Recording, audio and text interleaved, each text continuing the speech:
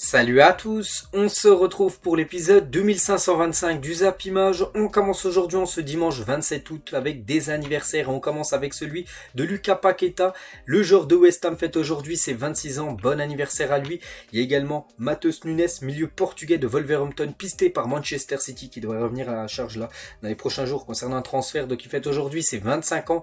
Il y a aussi Wilson Isidore, attaquant du Lokomotiv Moscou, pisté par l'Olympique de Marseille, il fête aujourd'hui ses 23 ans. Ou Luc de Jong, ancien joueur du Barça, il fête aujourd'hui ses 33 ans. On continue, on va parler de tout ce qui s'est passé lors de la journée d'hier, samedi, et on commence tout d'abord en France avec la grosse affiche hier soir entre le Paris Saint-Germain et l'équipe de Lens et le PSG. S'est imposé 3-1 et surtout une victoire avec la manière et surtout première victoire de la saison pour le PSG qui avait concédé 2 matchs nuls lors des 2 premières journées et là lors du premier gros choc cette saison, ça passe on peut dire pour le PSG. Donc les 2 buteurs côté Paris Saint-Germain, Marco Asensio, son premier but côté PSG lors d'un match officiel et Kylian Mbappé doublé pour Mbappé 52e et 90 plus 1 minute de temps additionnel contre un but de Guy Lavogui en toute fin de match côté lensois. Donc magnifique soirée pour le PSG qui a gagné surtout, qui a très bien joué lors de cette rencontre. Donc le PSG est enfin lancé, surtout le PSG lance enfin sa saison parce que le PSG faisait un petit peu du surplace avec seulement 2 points pris lors des 2 premiers matchs. Là ça y est, c'est leur première victoire pour cette équipe parisienne. Et la une du journal L'équipe aujourd'hui, donc une partie de plaisir, donc un doublé de Mbappé, le premier but d'Asensio et une équipe parisienne au jeu prometteur. Cette première victoire convaincante du PSG contre un adversaire lensois très engagé, lance enfin sa saison et c'est vrai que c'est une victoire qui fait plaisir surtout aux supporters parce que ça fait plaisir avoir joué à cette équipe parisienne. On se souvient que la saison dernière avec Galtier, il y avait quelques résultats parce qu'il y a quand même quelques victoires vu que le PSG a été sacré champion de France, mais dans le jeu c'était très moyen et là vraiment on sent la patte Luis Enrique. Il y a de la possession et il y a eu pas mal d'occasions et eu des buts, 3 buts inscrits par l'équipe parisienne. Donc voilà, parfait, enfin la soirée a été parfaite hier côté Parc des Princes. Et avant le coup d'envoi, donc le PSG a présenté donc hier soir ses 9 recrues ainsi que son nouveau coach, donc les 9 joueurs qui ont été recrutés par le PSG. Peut-être qu'il y en aura 1, 2, moi je pense qu'il y aura encore 2 recrues du côté du PSG. Je vois bien Colomoni et Barcola avant jeudi prochain. Donc voilà, pour l'instant les 9 recrues ont toutes été présentées hier au Parc des Princes. Et il y a bien sûr le coach aussi qui a été présenté. Et une recrue a reçu une ovation, c'est Ousmane Dembélé, ovationné par le Parc des Princes pour la présentation des recrues devant les supporters. Il va connaître sa première titularisation ce soir. En plus il a fait une belle partie, Ousmane Dembélé. Concernant Kylian Mbappé, donc lui c'est pas une recrue, mais on voulait savoir comment allait réagir le public parisien, parce qu'on n'oublie pas que Mbappé lors du premier match contre l'Orient, il était bien au stade, mais il était dans les tribunes avec Ousmane Dembélé, il n'avait pas joué, donc là on sait que c'est le bras de fer qu'il a avec la direction du PSG. On voulait voir s'il allait être sifflé ou applaudi, du coup il a été ovationné tout simplement Kylian Mbappé par les supporters parisiens. Et Nicolas Sarkozy, donc ancien président de la République de France, en gros je suis content que Kylian Mbappé reste et je trouve que la solution choisie est la bonne pour lui, pour le club et pour l'équipe de France. Donc voilà, Mbappé maintenant c'est quasiment sûr, à part vraiment c'est un coup de théâtre, il devrait bien rester du côté du Paris Saint-Germain, mais il devrait rester sans prolonger Kylian Mbappé. Et hier donc il a joué, Kylian Mbappé, il a commencé titulaire et le doublé pour Kylian Mbappé face à Lens, 3 buts en 2 matchs, il avait déjà été buteur lors du match d'avant contre l'équipe de Toulouse et il a été double buteur hier, déjà 3 buts en l'espace de 2 matchs pour Kylian Mbappé. Et avec ces 2 nouveaux buts, donc Mbappé est impliqué maintenant dans 301 buts, toutes compétitions confondues avec le PSG si on prend en compte championnat, Ligue des Champions, Coupe de France, tout ça, toutes ces compétitions cumulées avec les stades, donc ça fait 301 buts. Et c'est 151 buts où il a marqué, en tout 301 buts. Voilà, donc vous avez compris à peu près. Donc voilà, Kylian Mbappé, bien évidemment, légende. Pour moi, c'est déjà une légende du Paris Saint-Germain en 6 ans. Et surtout qu'il est encore très très jeune. Imaginez, les gars, il ferait toute sa carrière du côté du PSG. Ce serait immense, mais bon, on est encore très très loin de ça. Toujours avec lui, donc une note de 8 sur 10 aujourd'hui dans le journal L'équipe. 8 sur 10, ça équivaut à un très bon match de sa part. Et la même chose pour l'une des recrues les plus satisfaisantes actuellement, c'est Manuel Ugarte, le milieu défensif uruguayen, une note également de 8 sur 10. Et ce genre, Ugarte, et si Manuel Ugarte était tout simplement le chaînon manquant du PSG depuis toutes ces années, c'est vrai que c'est un joueur qui court beaucoup, qu'à la Grinta, on a pu le voir tous les matchs. De toute façon, on savait que c'est un joueur qui allait donner beaucoup au PSG parce qu'il faisait beaucoup déjà du côté de son ancien club du Sporting. Il récupère beaucoup de ballons et c'est vrai que ce joueur, vraiment, maintenant, c'est un titulaire déjà indiscutable du côté du Paris Saint-Germain en l'espace d'un mois. On va parler aussi de Marco Asensio, premier but pour Marco Asensio. Vu que Gonzalo Ramos, ça je l'avais dit, il était forfait pour le match, il était présent en tribune, il a pu suivre le match de ses collègues mais en tribune. Donc Asensio a commencé titulaire en tant que numéro 9 et magnifique but, hein, vraiment un but placé avec sa patte gauche. Marco Asensio, donc tout content bien sûr, l'ancien joueur du Real Madrid d'inscrire son premier but au Parc des Princes. Donnarumma qui a été questionné en fin de match, hein, si Mbappé va rester au PSG, il a dit oui, c'est sûr, c'est sûr. Voilà donc ce qu'a pu dire Donnarumma sur Kylian Mbappé. Et toujours avec Donnarumma, il a été aussi questionné par rapport à Marquinhos, capitaine. Il a dit c'est juste que Marquinhos soit le capitaine de l'équipe. Il dit qu'en gros c'est le joueur parfait pour de nouveau être le capitaine de cette équipe parisienne. Manuel Ugarte, en parlant de Mbappé, Kylian est le meilleur joueur du monde. Il me surprend tous les jours avec ses qualités. Donc voilà déjà l'immense respect de Ugarte envers Kylian Mbappé, son collègue, hein, du côté du PSG. Le jeune Warren Zaïre-Emery, très belle partie aussi, un jeune parisien de 17 ans, n'oubliez pas. J'ai de très bons milieux à mes côtés.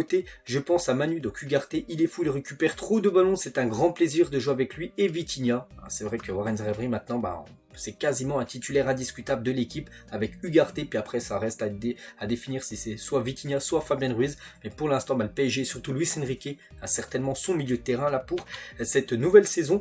Et toujours avec le jeune Warren Zaïre-Emery, donc un enfant du club, n'oubliez pas qu'il a été formé au PSG et il joue maintenant avec l'équipe professionnelle. On sait qu'il y a beaucoup de joueurs qui ont été formés au PSG et qui sont partis ailleurs, hein, voilà, Nkunku, Coman, Kwasi, tout ça, mais lui il est bien resté et maintenant c'est un titulaire en gros de l'équipe. Donc il a lancé un chant au Cup après la victoire face à Lens. Donc voilà, tout simplement, bien évidemment, la relation, la communion entre le jeune Warren Zaïre-Emery et le collectif Ultra Paris. Il y avait du beau monde hier du côté du Parc des Princes. Donc DJ Snake est comme souvent présent au Parc des Princes pour soutenir son club de cœur, hein. C'est un grand fan de football et surtout un grand fan du Paris Saint-Germain. DJ Snake était bien sûr présent pour cette rencontre, pour ce choc hier contre l'équipe de Lens. Il y avait des banderoles aussi, donc la banderole des supporters du PSG. Neymar enfin débarrassé du grossier. Voilà, c'est une banderole, hein, qui était tout simplement hier dans les tribunes. Et la même banderole mais avec l'autre nom de Messi. Messi enfin débarrassé du grossier, donc elle n'était pas présente, cette banderole, dans les tribunes du Parc des Princes, mais plutôt devant le stade de l'Inter Miami. Voilà, donc peut-être il y avait des supporters du PSG qui étaient à Miami, puis ils ont mis aussi cette banderole, voilà, sur Messi et sur Neymar, la même chose, hein, enfin débarrassé du grossier. Voilà. Il y avait aussi des banderoles, les gars, par rapport à Matteo Guendouzi. Ces banderoles des supporters du Cup, hein, à destination de Matteo Guendouzi et de l'OM. Donc OM Panathinaikos, on se souvient, hein, ce qui s'est passé. Je me suis régalé. Voilà, donc ça c'est par rapport à un supporter, un coup du PSG qui était voir un match de l'OM. L'OM s'était incliné, puis il avait dit ça, je me suis régalé. Donc ils ont repris cette phrase et l'ont mis en banderole. Et aussi Matteo, tu tires avec la peur. Donc c'est quoi la référence, tu tires avec la peur? C'est en gros, un jour Kylian Mbappé, il était avec Guendouzi à l'entraînement de l'équipe de France. Et Guendouzi avait complètement foiré sa frappe. Et Mbappé lui avait dit, tu tires avec la peur. Donc là on pense tout simplement à son tir au but, qu'il n'avait pas inscrit, hein, contre le Panathinaikos lors de la séance des tirs au but. Donc voilà ce qu'il avait à dire, bien sûr, avec quelques messages, hein, des supporters parisiens pour pas mal de choses. Côté Lensois, parce qu'on a parlé que côté PSG où ça se passait plutôt bien, mais côté Lensois, eux ça va pas du tout, hein. Toujours aucune victoire pour le Racing Club de Lens depuis le début de la saison en Ligue 1. Donc 3 matchs et déjà 2 défaites et 1 nul, seulement 1 point pris sur 9 possibles pour l'équipe de Lens. C'est bon, c'est pas non plus la crise parce que voilà, c'est comme des gros adversaires. Enfin le PSG Rennes, ça reste comme des gros adversaires, mais bon voilà, pour l'instant Lens fait du sur place. N'oubliez pas qu'ils joueront la Ligue des Champions, hein, ils vont cumuler championnat plus Ligue des Champions, donc attention à eux. Et Lens, hein, se déplacera sur la pelouse de l'AS Monaco, actuellement co-leader, hein, du championnat, en forme à samedi prochain. Donc voilà, gros choc, hein, bien sûr pour l'équipe de Lens, donc calendrier compliqué pour les nordistes. Donc voilà ce qu'elle va dire, hein, sur ce PSG Lens. On va parler de l'autre rencontre qui avait lieu un peu plus tôt dans la journée hier, Marseille contre Brest, et Marseille s'impose 2-0 grâce à Mbamba tout début de match et Ismaïla Sarr à la 65e minute de jeu. Donc parfait bien sûr pour cette équipe de Marseille. Voilà, Brest, hein, c'est quand même un bel adversaire. Je crois qu'elle avait gagné leurs 2 premiers matchs et du coup Marseille les bat. Donc le bon sens de l'OM en une du journal L'équipe aujourd'hui par rapport à cette belle victoire des Marseillais. Et surtout Marseille, j'ai dit, ils ont gagné 2-0, ce qui veut dire qu'ils n'ont pas pris de but, et ça, c'est plutôt rare, hein, actuellement, du côté de Marseille. Ce n'était plus arrivé depuis le 9 avril 2023, on est quand même le 27 août, hein, donc voilà, ça faisait quasiment 5 mois qu'ils n'avaient pas fait un match sans prendre de but. Et quelle performance du portier espagnol ce soir, parce qu'il a été beaucoup critiqué, là, ces dernières semaines, Paul Lopez, mais hier, il a fait un gros match, donc 7 arrêts, 3 dégagements et 86% de passes réussies pour Paul Lopez, hier, qui a fait une belle performance contre l'équipe de Brest. Et l'OM présente aussi Correa, ses nouveaux supporters, donc avant le coup d'envoi contre Brest. Donc nouvelle recrue, hein, je l'avais dit hier avec l'arrivée de l'Argentin de 29 ans, Correa, qui a été présenté aux supporters de Marseille. Donc il n'a pas joué hier, hein, jouera peut-être le prochain match semaine prochaine. Et le Vélodrome, il y avait beaucoup de monde, hein, et comme toujours, voilà, hier il était à guichet fermé, donc voilà, plus de je sais pas combien de places, mais quasiment 60 000 personnes étaient présentes bien sûr du côté du stade Vélodrome pour cette rencontre, et il y avait le jeune joueur de l'AS Monaco, Elias Ben Seguir, donc un joueur de Monaco émerveillé par le Vélodrome aujourd'hui parce qu'il il était présent, hein, parce que voilà, Monaco, je sais même pas, ils ont joué vendredi, donc il a un jour de repos, donc il est parti voir le match de Marseille, et on peut voir qu'il est en train de filmer tout simplement l'ambiance, hein, du côté de l'OM, le jeune monégasque. Donc les résultats actuellement de la Liga, donc j'ai parlé des 3 matchs, hein, on a déjà parlé de Nantes-Monaco, on a parlé de ça d'hier, donc aujourd'hui on peut voir le gros programme avec Rennes-Le Havre à 13h, avec Lorient-Lille à 17h, Nice-Lyon ce soir à 20h45. On peut voir aussi le multiplex à 15h. On parlera bien sûr de tous ces résultats demain. Et concernant le match Nice-Lyon, donc la une du journal L'équipe, hein, plus l'heure de chouiner, surtout côté Olympique Lyonnais, parce que Lyon a commencé la saison catastrophe, hein, avec 2 matchs, 2 défaites, et ce soir c'est un déplacement très compliqué du côté de Nice. Ça se peut que ça soit une défaite de nouveau et ça ferait 3 matchs, 3 défaites. Et là, ça sentirait très très mauvais pour Laurent Blanc. Je pense qu'il y a défaite ce soir, il se fera licencier dans les prochains jours. Et le classement, voilà, de ce championnat de Ligue 1. Donc avec Monaco et Marseille en tête, Brest juste derrière avec le PSG avec 5 points, le PSG à 4e position. Et Lyon, hein, je vous l'ai dit, hein, Lyon absolument doit prendre au moins 1 point ce soir, parce qu'actuellement ils ont 0 points. Les Lyonnais. On continue, on change de championnat, on prend la direction cette fois-ci de la Première Ligue et on commence tout d'abord avec Arsenal contre Fulham. C'est un derby parce que les deux clubs, Arsenal et Fulham, sont dans la ville de Londres, la capitale anglaise. Et du coup, score final 2 partout. Donc Fulham menait 1-0, ensuite Arsenal se renverse le match, il menait 2-1, puis Fulham a égalisé en toute fin de match grâce à Palhinha à la 87e minute de jeu, et surtout, c'est une contre-performance pour Arsenal déjà qui concède le match nul.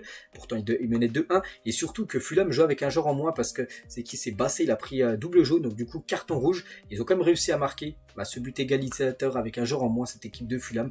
Donc voilà, 2 points déjà de perdu, hein, pour cette équipe de Arsenal. Il y avait aussi Manchester United contre Nottingham Forest. Donc là aussi ça a très mal démarré pour Manchester United qui perdait déjà 2-0 au bout de 4 minutes de jeu.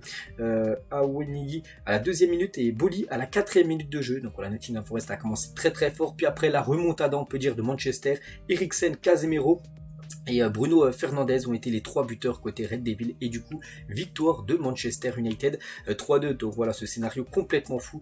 Donc ils ont rien lâché Manchester, ils prennent bien sûr 3 points très importants, et du coup Manchester est désormais vaincu lors de ses 20 derniers matchs à Old Trafford. On peut voir là tous les matchs de Manchester à domicile, les 20 derniers à domicile, puis en gros aucune défaite, hein. Pourtant ils perdaient quand même 2-0 hier, puis ils ont réussi quand même à gagner le match 3-2. Et côté Nottingham Forest, j'ai dit le premier buteur ça a été Awoniyi, buteur au bout de seulement 2 minutes de jeu. Donc il a déjà marqué dans 7 matchs consécutifs de Première Ligue. On peut voir là tous les clubs là où il a marqué au moins un but. Donc voilà, performant bien sûr, hein, cet attaquant nigérian. Il y avait aussi un autre match, Bournemouth contre Tottenham. C'est Tottenham qui s'est imposé 2-0 lors de cette rencontre. Madison et Kulusevski, les 2 buteurs côté Tottenham. Tottenham pour l'instant ils sont pas mal en ce début de saison, surtout mais pas qu'ils ont perdu quand même leur meilleur joueur Harry Kane, et pour l'instant ça se passe plutôt bien, on va dire, l'ère après Harry Kane, on peut dire. Et ils ont recruté par exemple ce joueur, cet ancien joueur de Leicester, un James Maddison, buteur hier, et après 3 matchs joués avec Tottenham, c'est déjà 2 passes D et 1 but. Son but a été inscrit hier, donc arrivé cet été pour 46 millions d'euros, il apporte énormément, une très belle prise, hein, de la part des Spurs. Donc voilà, parfait, on va dire. C'est des débuts de Madison du côté de Tottenham. Et concernant ce joueur, lui qui avait été recruté, c'était l'été 2022, Richarlison, donc il a encore joué, il n'a toujours pas marqué.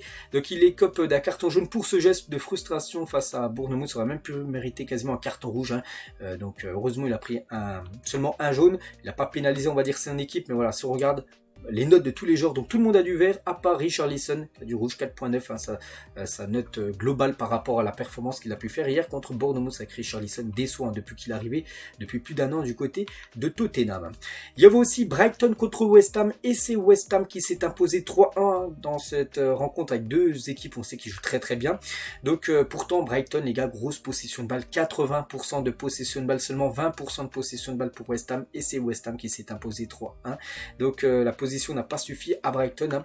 Et West Ham, les gars, c'est déjà 7 points pris sur 9 possibles, hein. C'est pas mal bien évidemment pour cette équipe. Et comme j'ai dit, hein, 78% de possession de balle pour Brighton, mais ça n'a pas suffi. On peut voir qu'il y avait quand même 3-0 à la 64e minute de jeu, et les 82%. Bon, après il y a eu 78, hein, sur l'ensemble du match, mais 82 pour Brighton. N'oubliez pas que le coach de Brighton, c'est Roberto De Zerbi. Il y a quelques jours, pour ceux qui avaient suivi les derniers épisodes, je vous ai dit qu'il avait fait cette déclaration. Roberto De Zerbi l'a dit. C'est une stupidité de dire que la position de balle ne sert à rien. Il est clair qu'elle doit être de pair avec le nombre de tirs, parce que jouer à la passe à 10 sans tirer est inutile, c'est vrai. Mais si j'ai 70% de possession de balle et toi 30, ai-je plus de chances que toi de tirer au but? Oui, c'est juste mathématique, c'est vrai. Donc il a dit que oui, si, ça sert d'avoir la possession de balle. Des fois, mais des fois non, parce que regardez, son équipe de Brighton avait beaucoup la possession de balle hier, mais voilà, ils ont perdu le match 3-1. Donc voilà, bien sûr, ça c'était une petite référence par rapport à une déclaration qu'il avait fait il y a quelques jours. Donc voilà, au bout de 30 minutes de jeu, ils avaient fait seulement 13 passes comme l'équipe de West Ham, mais ils menaient 1-0, alors que l'équipe de Brighton avait fait déjà plus de 220 passes. Du coup, les autres résultats du côté de l'Angleterre, il y a qui que j'ai pas parlé. Brentford contre Crystal Palace a fait un partout. Everton s'est incliné à domicile contre Wolverhampton 1-0. Au programme aujourd'hui, Manchester City à Sheffield United à 15h, Burnley Aston Villa 15h et Newcastle contre Liverpool 17h30. Là, c'est une très très belle affiche. On parlera bien sûr de ces trois résultats demain. Le classement, donc West Ham, Tottenham et Arsenal sont les trois équipes actuellement en tête avec trois matchs, enfin 2 victoires lors des 3 premiers matchs à nul. City, les gars, s'ils s'imposent, mais ils seront seuls en tête parce que City qui joue cet après-midi, je dis c'est la victoire, mais ils seront seuls en tête avec 9 points. Donc concernant, je sais pas, les grosses équipes, Newcastle 12e, bon, on joue aujourd'hui à Newcastle, Liverpool et Chelsea 8e et à la 9e position.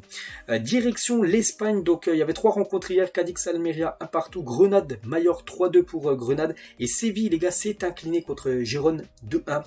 Ça pas fort les gars, bien sûr, pour l'équipe de Séville. Donc juste côté sévillan, donc Youssef Enesri a disputé hier soir son 200e match en Liga, mais ça n'a pas suffi, bien sûr, défaite de son équipe. Donc aujourd'hui au programme, par exemple, Bilbao, Betis, Séville, belle affiche, Villarreal, Osasuna et le Barça jouent cet après-midi à 17h30 du côté de Villarreal. Concernant l'Atlético, eux ils joueront demain soir du côté du Rayo Vallecano. Et le classement, donc le Real s'est imposé le vendredi, donc le Real actuellement en tête avec 9 points pris sur 9 possibles. Donc le Barça, s'il s'impose aujourd'hui du côté de Villarreal, ils reviendront quasiment à la 2e position, ex aequo avec Girone. Donc le FC Séville, 3 matchs déjà, 3 défaites. Mais pas qu'ils ont joué, ils ont gagné l'Europa League il y a quelques semaines. Ils ont joué une finale, ils ont failli même battre Manchester City en Super Coupe d'Europe. Bon, ils ont perdu, on sait ce qui s'est passé. Ils sont derniers, 3 matchs, 3 défaites en Liga. C'est qu'on comprend pas tout simplement cette équipe du FC Séville qui va jouer la Ligue des Champions, mais qui est actuellement 20e sur 20 de la Liga. Direction la Serie A, donc l'AC Milan contre le Torino, une grosse victoire de l'AC Milan 4-1. Donc les Français ont été rayonnants lors de cette rencontre parce que Olivier Giroud doublé et Théo Hernandez buteur également, et Pulisic le dernier buteur. Donc voilà, félicitations bien sûr à cette équipe de Milan. Pour moi, Milan, les gars, pour moi c'est mes favoris pour remporter cette saison le Scudetto. La dernière c'était Naples. Pour moi là je pars sur l'AC Milan qui va remporter le championnat. On est en tout début de championnat, je le disais même avant bien sûr la première journée. Donc voilà, concernant Giroud les gars, c'est déjà 3 buts en 2 matchs pour Olivier Giroud qui marque des points tout simplement avant la liste de Deschamps. Jeudi, il y a la liste de Deschamps pour les 2 prochains matchs, l'Irlande et l'Allemagne. Donc voilà, il marque encore un doublé hier. Donc ça sent bon pour lui de le voir, pour le voir lors du prochain rassemblement des Bleus. Et Théo Hernandez, lui aussi buteur pour l'AC Milan donc hier soir. Donc félicitations bien sûr à lui. Et concernant Pulisic, également buteur contre le Torino et contre Bologne lors de la première journée, il avait été également buteur. Donc 2 premiers matchs officiels et déjà 2 buts pour l'ancien joueur de Chelsea. Donc prêt à ramener le 20e Scudetto, peut-être. C'est qu'ils ont remporté 19 de championnat italien, cette équipe de l'AC Milan. Et on verra s'ils remporteront leur 20e en fin de saison. Il y avait aussi l'AS Roma qui jouait du côté de Hellas Vérone, et l'AS Roma s'est incliné 2-1. Donc l'AS Roma, ils font un peu du surplace. Ils ont perdu là. Et lors du premier match à domicile, ils ont fait 2 partout contre la Salernitana. Donc ils ont pris seulement 1 point sur 6 possibles. Ils avancent pas trop. Notez côté AS Roma, c'est Oussem Aouar qui a été l'unique buteur du match. Mais bon, ça suffit pas. C'est défaite pour eux. Sinon les autres matchs, Frosinone s'est imposé 2-1 contre l'Atalanta Bergame et Monza s'est imposé 2-0 contre Empoli. On peut voir le programme aujourd'hui. Lazio Renoir, Naples, Sassuolo, Fiorentina Lecce et la Juventus contre Bologne à 18h30. Et concernant ce match, Juventus-Bologne, Allegri, il a dit en conférence de presse hier, Pogba va mieux. Il a fait une bonne semaine d'entraînement particulier mercredi lors d'une séance très intense. Il sera dans le groupe dimanche contre Bologne. Il pourra être utilisé, il pourra jouer. Son dernier match, les gars, remonte à mai dernier, appelle Pogba. Je me pose encore une question sur l'un des milieux de terrain qui débutera le match. Je me déciderai dimanche, il ne sait pas encore. Il décidera la dimanche matin s'il mettra directement Paul Pogba titulaire ou il le fera rentrer en cours de jeu. Je pense que le mieux c'est quand même de le mettre remplaçant, de le faire rentrer en cours de jeu parce qu'il était souvent blessé. Voilà, mais Pogba sera bien dans le groupe. Il jouera certainement aujourd'hui, ça fait plaisir. surtout avant la liste de Deschamps bien sûr dans quelques jours. On peut voir aussi le classement, voilà, après 2 journées, donc l'AC Milan 2 matchs 2 victoires sont en tête, ainsi que Hellas Vérone aussi, 2 matchs 2 victoires, donc Naples 3e et l'Inter Milan à la 4e position. Direction l'Allemagne, on commence avec le Borussia Dortmund du côté de Bochum, donc un partout, donc Malen a égalisé, Malen donc c'est que ce match Bochum-Dortmund à chaque fois, ça finit toujours un partout. Les 3 derniers déplacements de Dortmund sur la pelouse de Bochum en Bundesliga, un partout, la saison dernière, il y a 2 ans et il y a 3 ans. Donc voilà, c'est la bête noire, c'est toujours le même résultat entre ces deux équipes. Et le buteur côté Dortmund, c'est Malen qui part du bon pied dans cette saison. Bochum, il a été buteur. Contre Cologne, ils ont gagné 1-0 lors du premier match. C'est lui qui avait marqué l'unique but du match. Et contre Scott Menz, donc c'est une équipe de Coupe d'Allemagne qu'ils avaient joué. Et marqué également un but. Donc voilà, c'est 3 premiers matchs officiels à chaque fois. Buteur au moins une fois. L'attaquant néerlandais. Il y avait aussi une belle affiche entre Leverkusen et Gladbach. Et c'est Leverkusen qui s'est imposé 3-0 du côté de Gladbach. Un but de Ta et un doublé de Boniface, Victor Boniface, nouvelle recrue, je crois qu'il jouait en Belgique, lui l'année dernière, je sais plus, je crois Mion Saint-Gillois, si je ne me trompe pas, bref, donc il a inscrit un doublé avec son équipe de Leverkusen, donc parfait bien sûr pour lui. Les autres résultats, donc Union Berlin s'est imposé 4-1, il y a noté que Union Berlin, ils ont gagné 4-1 là, hier contre Darmstadt. Et lors du premier match, j'avais gagné 4-1 contre Mayence. Ils avaient passé 4 aussi en Coupe d'Allemagne contre Waldorf. Donc voilà, les 3 premiers matchs officiels, mais à chaque fois, ils ont mis 4 buts pour cette équipe qui produit de très bons jeux. Par exemple, à contre Darmstadt, ils ont marqué Robin Gosens, qui a joué la première fois titulaire, l'ancien joueur de Bergame. Il a déjà inscrit un doublé. Donc voilà, ça se passe plutôt bien, cette équipe qui va jouer. N'oubliez pas la Ligue des Champions. Wolfsburg s'est imposé 2-1 du côté de Cologne. Fribourg 1-0 contre le Werder. Offenheim 3-2 contre Heidenheim. Et voilà, sinon le Bayern Munich qui joue aujourd'hui contre Augsbourg à 17h30 et aussi Francfort, l'équipe de Colomani qui se déplace à Mayence cet après-midi à 15h30.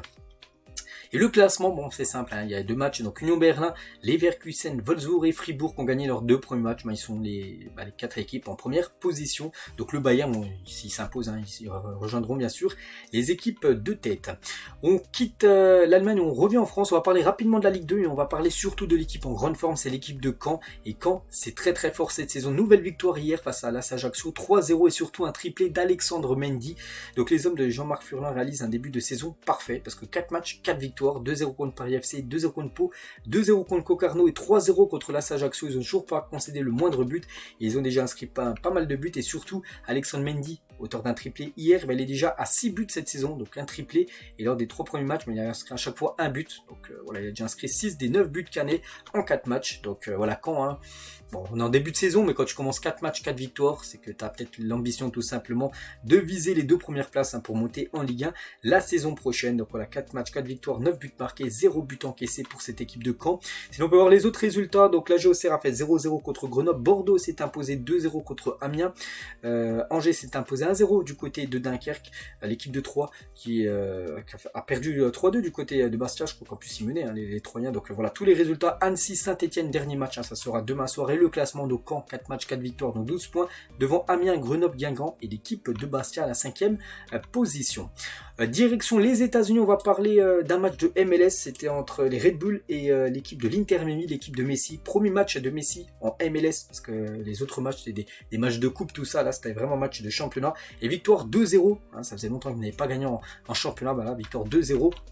Donc Messi a commencé sur le banc, Tata Martino le coach, il a fait un petit peu souffler vu qu'il enchaînait les matchs. Donc le billet le moins cher pour voir les Red Bull contre l'Inter Miami, avant le coup d'envoi était de $480, le billet le moins cher, parce qu'il y avait Messi bien sûr qui venait du côté des Red Bull. Et du coup il a commencé sur le banc, il est rentré en cours de jeu, il y avait Messi et Busquets qui ont commencé sur le banc, ils ont beaucoup joué là ces derniers jours, il a voulu faire un petit peu souffler le légendaire Messi. Et Messi il est entré à l'heure de jeu, la 60e minute de jeu, et il a marqué à la 89e minute de jeu, encore décisif. Tous les matchs qu'il a fait, il a été à chaque fois décisif. Tout le temps en buteur, à part le dernier match où il a été auteur de 2 passes D, et là buteur Léo Messi en l'espace de 30 minutes, et il marque son premier but en Ligue, de MLS, c'est le premier but en championnat pour Léo Messi. On va parler de son plus grand rival Cristiano Ronaldo. Lorsque tous les joueurs de Al Nasser ont déserté la salle de sport, Cristiano Ronaldo lui s'entraîne encore la discipline même après avoir tout gagné. Donc on peut voir le vestiaire là en bas, la photo du bas de Al Nasser où tout le monde est déjà parti chez lui. voilà, parce que c'était fini l'entraînement, Ronaldo toujours dans la salle de sport pour tout simplement s'entraîner, voilà, à part, tout seul il fait ce qu'il veut, s'il veut rester plus longtemps c'est son droit, donc voilà, toujours bien sûr le travail à fond pour Cristiano Ronaldo, c'est pour ça bien sûr que c'est l'un des meilleurs joueurs de l'histoire du football. Quelques infos mercato ce 27 août, n'oubliez pas qu'on est bientôt en fin de mercato, jeudi à minuit c'est fini. Donc quelques Here We Go, tout d'abord Mikel Murillo à l'OM. Here We Go, le latéral droit panaméen va quitter Anderlecht et va rejoindre l'équipe de Marseille. Voilà, nouvelle recrue du côté de Marseille. Donc c'est un joueur qui a joué pas mal de matchs, je crois que j'avais ses stats, c'était à peu près une quarantaine de matchs avec Anderlecht, il a marqué à peu près 6 buts, 5 passes D, et c'est un latéral, il va débarquer du côté de Marseille, là certainement, dans la journée. Carlos Baleba, Brighton, Here We Go, ça y est, Brighton a trouvé le remplaçant de Caicedo, qui a quitté le club 133 millions d'euros pour aller du côté de Chelsea, c'est ce joueur lillois, ce Camerounais, donc Lille va récupérer 27 millions d'euros plus 3 millions de bonus, donc Here We Go, donc normalement aujourd'hui ou demain ça sera officiel. Beto, donc c'est un défenseur de Udinese je crois, ou je sais plus, bref, ici, je sais juste qu'il signe à Everton, voilà, Here We Go, montant du transfert 30 millions d'euros que débourse Everton pour s'offrir le joueur brésilien. Fabien Rieder, donc c'est un joueur suisse de 21 ans est ciblé par le Stade Rennais pour succéder à Lovro Majer, un Majer qui a quitté la France pour aller du côté de l'Allemagne, je crois que c'est du côté de Wolfsburg, je crois qu'il a signé Majer, et du coup il faut trouver son remplaçant, voilà, le remplaçant est trouvé, donc ça sera un joueur suisse. L'AC Milan prépare une offre estimée à 12 millions d'euros pour Mehdi Taremi, donc pour moi vraiment lui c'est un joueur sous-côté, l'attaquant iranien de l'équipe de Porto, et l'AC Milan pourrait ramener de la concurrence à Giroud, vu que c'est bien sûr un attaquant arrive, ça serait pas une bonne nouvelle on va dire pour Giroud, mais bon voilà, ça ferait la concurrence en plus, parce que Taremi voilà, pourrait débarquer du côté de l'Italie. Le PSV a fait une offre de 10 millions d'euros plus bonus au Napoli pour Irving Lozano, genre mexicain de Naples, il pourrait débarquer du côté du PSV, voilà, ça peut se finaliser là dans les prochains jours du mercato. Lyon aurait formulé une offre à 3 pour Mama Baldé. Le joueur serait très intéressé par le projet lyonnais, donc c'est vrai que ce serait une belle piste, surtout que je crois son prix actuellement c'est aux alentours des 6 millions d'euros, donc pour Lyon je pense que c'est jouable. Je sais aussi qu'il y a Sheffield United, l'équipe qui est montée en première ligue cette saison, qui est intéressée. Après je préfère le voir encore en France, je préfère qu'il signe à Lyon que du côté de Sheffield, donc ce serait une très belle recrue pour l'OL, surtout que la saison dernière où le 3 est descendu en Ligue 2, mais il a eu des très belles stats. Mama Baldé. Officiel, Eraï Comert s'engage à Nantes sous forme de prêt avec option d'achat. Voilà, rien à rajouter, ce joueur débarque du côté du FC Nantes. Officiel toujours, Yunus Akun est prêté en Championship du côté de Leicester par le Galatasaray, option d'achat obligatoire de 10 millions d'euros s'il joue au moins 25 matchs la saison du côté de la Championship. Il sera obligé, Leicester sera obligé de donner 10 millions d'euros au Galatasaray. Officiel, Gabri Vega quitte le Celta Vigo et s'engage du côté de Al Ahly. On en parlait beaucoup là ces derniers jours, ça y est, c'est fait. Montant du transfert environ 40 millions d'euros et surtout niveau salaire pour lui multiplié par 20. Il touchait 500 000 euros par an du côté du Celta Vigo. Il va toucher 12,5 millions d'euros par an maintenant du côté de Al Ahly où joue par exemple Mahrez, Saint-Maxima, Firmino, Edouard Mendy. Donc voilà, très belle recrue. Donc il a seulement 21 ans. Donc après bon, chacun bien sûr fait ce qu'il veut, même s'il a été beaucoup critiqué peut-être voilà, de déjà quitter l'Europe pour aller là-bas, donc voilà, on lui souhaite bonne chance bien sûr au jeune Gabri Vega. Regardez tout le mercato, c'est vrai que l'équipe de Al Ahly, les gars, a déjà recruté pour plus de 179 millions d'euros sur ce mercato estival 2023. Il y a aussi Demiral qui est arrivé, aussi même Franck Kessié qui est un buteur lors du dernier match. Officiel, nouveau gardien du côté de Chelsea, c'est Georgie Petrovic, signe pour 7 ans à Chelsea, vu que Chelsea a perdu comme ses deux gardiens sur ce mercato. Edouard Mendy qui est parti à Al Ahly, et Kepa Arrizabalaga qui est parti du côté du Real Madrid en prêt. Donc il y a Robert Sanchez qui est arrivé, mais il fallait aussi trouver une doublure, ou peut-être ce sera lui le numéro 1, j'en sais rien. Voilà, ce gardien Servin débarque du côté de Chelsea, donc il jouait du côté de New England, c'était une équipe de MLS, donc prix du transfert 15 millions d'euros, et voilà tous les transferts de Chelsea. C'est vrai que là aussi il y a eu du très lourd qui a débarqué du côté de Chelsea sur ce mercato 2023, et c'est la dernière info du jour. J'espère que ça vous a plu. On se retrouve cet après-midi à l'After Zap Image, et demain lundi où on parlera de tous les résultats de cette journée aujourd'hui dimanche. Allez, moi je vous laisse, je vous souhaite un bon dimanche et à demain.